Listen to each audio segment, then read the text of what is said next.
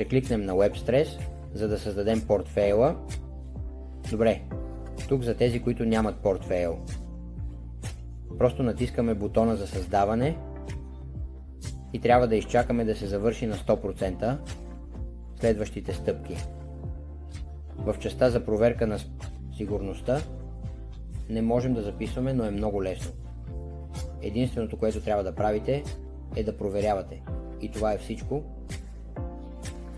Добре, сега влизаме в частта за проверка с достъпния ключ, което трябва да потвърдите тук, за да проверите. И вече ни води до частта за създаване на QR кода. Много е важно да не споделяте QR кода с никого.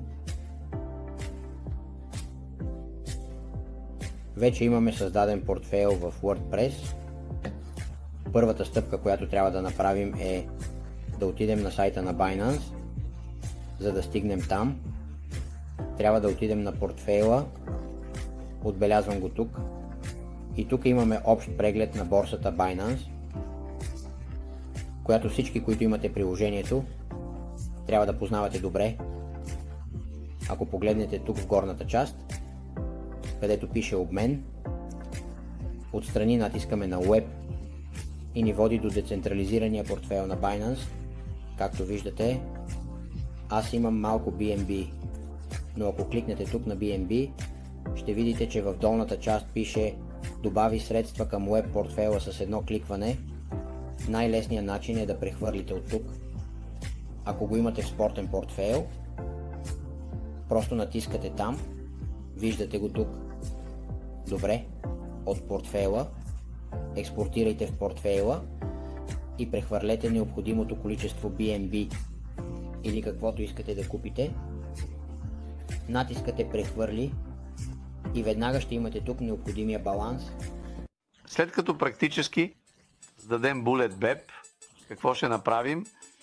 Трябва ли да добавим токена Satoshi K в нашия портфейл?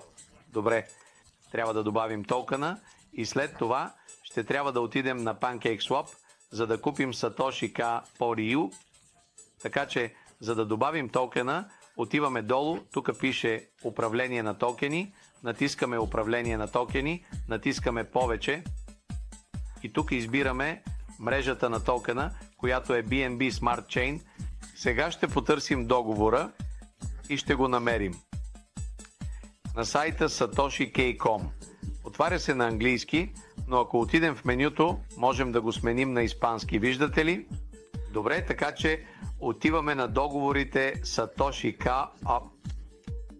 Отваря се VScan на договора и копираме договора. Връщаме се в Binance и тук можем да добавим договора. Трябва да знаете нещо, правилата на Binance се промениха. И всичко, което е свързано с външни договори, всичко, което са дефлационни токен договори, е наказуемо. Какво иска да каже? Сега ще излязат много предупреждения за опасност. Видите, ами добавям го и ми излиза. Открито сериозно рисково. Виждаш ли? Тук пише шика и натискам импортиране, но отново излиза сериозен риск от ТАО. Сериозен риск открит. Собственикът на този договор може да манипулира спада, защото е дефлационен токен, който има ставка, защото 1% се изгаря, 1,4% се разпределя на Satoshi K. На притежателите, защото увеличава вашето богатство. Добре, така че го пише, защото е дефлационен. Така че натискам продължи, да видим, местя това тук, натискам продължи. И отново ми казва, сигурен ли си, че искаш да продължиш? Няма да загубим всички средства, нали? Открито е сериозно рисково, нали? Става въпрос за предупрежденията. Натискам продължи. И накрая ми казва, че токенът вече е добавен. Натискам приемам. Добре. Сега натискам импортиране. Но не е нужно да натискам импортиране отново. Излизам от... И ако потърся тук Satoshi K, виждате ли го тук? Satoshi K, нали? Натискам визуализиране. Връщам се назад и сега вече имам Satoshi K. Виждате? Добре, кликвам на визуализиране. Връщам се назад. И сега вече имам Satoshi Key. Виждате ли? Имам Satoshi Key тук, за да визуализирам токена. Добре, оставям известията тук и ми показва цената на токена. Имаме плюс 3 по 59. Така че сега трябва да отидем на PancakeSwap.